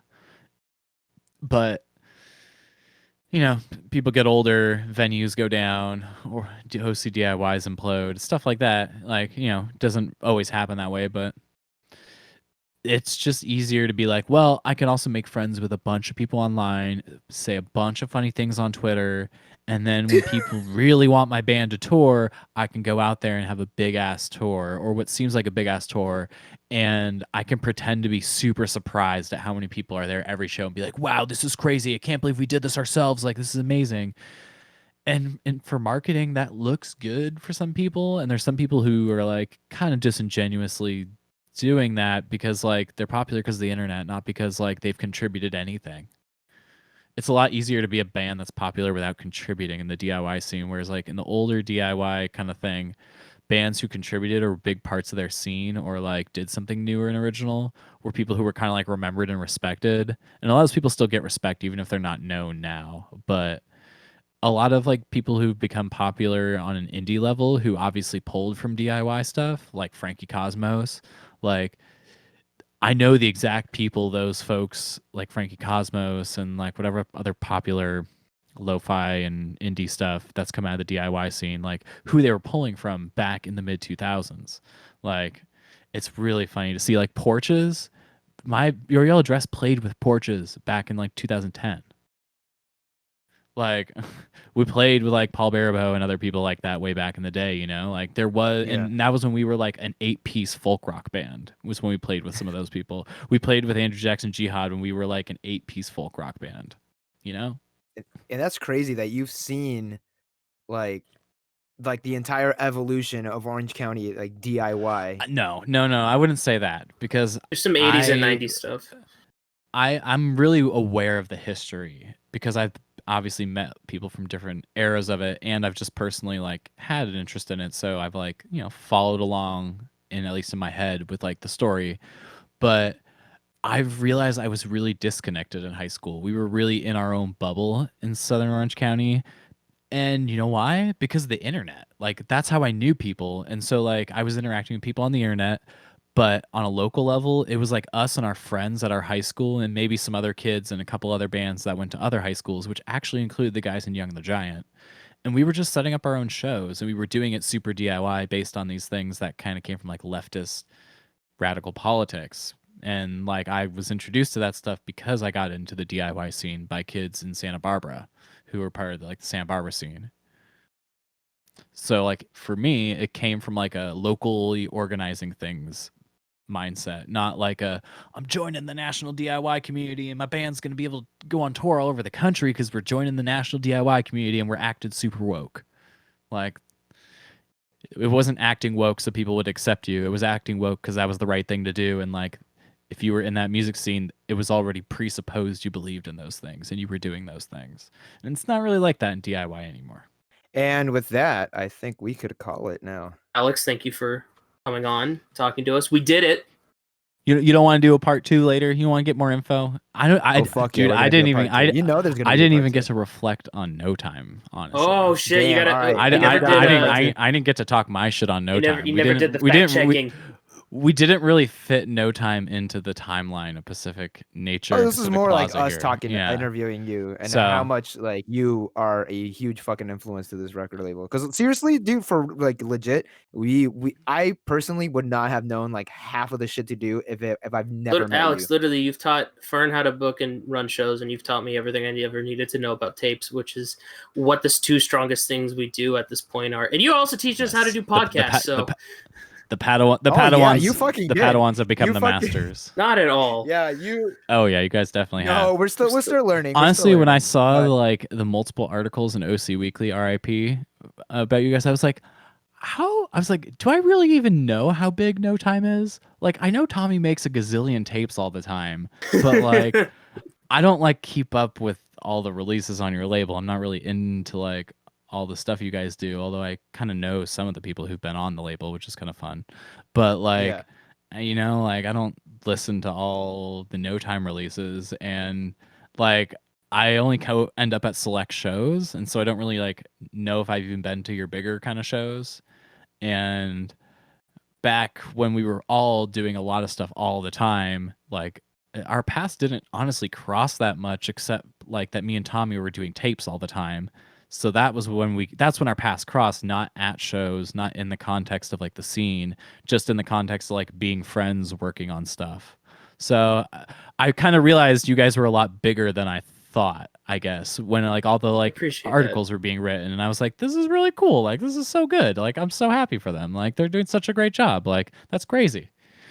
And that's the thing too. Like, we are friends too. On top of that, we're not just like business partners or whatever, you know, quote unquote. We're also I'll like, just go hang out at 7-Eleven together. We're harassing Fern at work. Alex is coming over yeah. petting the cats. Alex crashes our shows. You fucking wake me up and put a burrito. When was in my that? mouth. So good. That Oh was yeah, hilarious. you came over. I don't fucking remember. You were, I actually brought Del Taco that time. Fern was crashed at my house, and Alex had to. I think we had to test some tapes together, and I was like, "Oh, Fern's over, but he's asleep," and he's like, "All right." And he just walks up to him, puts a burrito like next to him, and then Fern grabs it real quick and then puts the blanket over his head and goes back to sleep. We were filming it all. Good times, good fucking a lot more good times to come. We're definitely gonna have a part 2 with you. There we go. Not now, eventually. I also do want to have you on the genre specific podcast where we talk about either vaporwave or emo. Okay. Which one do you want to be on? I don't know, man. Is the emo one where you're just gonna complain about having to run pop punk shows? No, it's we pick our favorite emo albums and we talk about. I guess we just talk about shit. I guess you could say both. I guess we'll figure it out eventually. Yeah, we'll figure it out. We'll have to have some like show specific podcasts and stuff like that, and like tape specific podcasts. Like we can just talk about the problems of running shows, and we'll just reminisce on what running shows was like and all those emotions we used to have in our past. You talking about this because of COVID? Remember shows? Y'all remember shows? Remember shows? Remember being outside? What the fuck? All right. Thank you so much, Alex. Alex. Thank you. Love you guys. Plug your shit. Do the plug. Where can they find you? Oh, okay. So you could check out pacificplaza.bandcamp.com if you want to check out any of the Vaporwave stuff I've been releasing. If you want to check out the Trucks Passing Trucks stuff we talked about, that's on truckspassingtrucks.bandcamp.com. And then Pacific Plaza has plenty of social media outlets. We're on Instagram and Twitter under @PacificPlazaRec. And we have a Facebook page and all that good stuff. And you do monthly monthly shows? Yeah, and then the label also puts on our it's a bi-monthly party now because we moved to a online format. So we were doing a monthly show at the Continental called Virtual Memory, which was like a Vaporwave DJ night. And now we have moved Virtual Memory onto Twitch. And so we do a URL version of Virtual Memory on Twitch. And I think the next one is going to be June 27th. I think we're taking a break because we've done 10 of them in the last, basically 6 months because we just started doing them a lot more often after COVID hit. So we're the only regular Vaporwave show that's still happening. That's my new claim to fame, I'm going to say. There you go. We're the only regular event. There are plenty of people hosting live URL events, which more bands should be doing that too. Shout out to anyone in a band who knows a music venue or know someone who owns a studio, you can do a live session and do a show on the internet, and you really should. You can raise money doing that too. That's a really good way to raise money, by the way, folks. If you're trying to raise money for any current things going on right now, is hosting online shows, and venues and studios and people who do recording need something to do because they're not running shows right now, and not a lot of bands are recording albums because people are not getting together to write new songs. So that's a hot tip for all the bands out there listening. Do an online event, because ours have gone really well. And granted, it's easier for us because we're just DJing. But if you have a 4-channel interface or even a 2-channel interface, you can mic up your guitar and voice separately. And people, I think, need to adapt with all the stuff going on, whether it's COVID or whether it's the police brutality stuff. Like, the world we're living in is changing, and people are going to have to do things differently. So it's going to be interesting times, guys. We'll see if we ever do shows the same way again in person. But I want to be on here when we talk about program. We're getting Chris. We're gonna get Chris on. Whenever Kenny comes on, don't let Kenny on. Don't let Kenny come on alone. Bring Kenny on with other people. Don't trust him alone. What the fuck? Just saying. I'm just saying. We'll see y'all Adios later.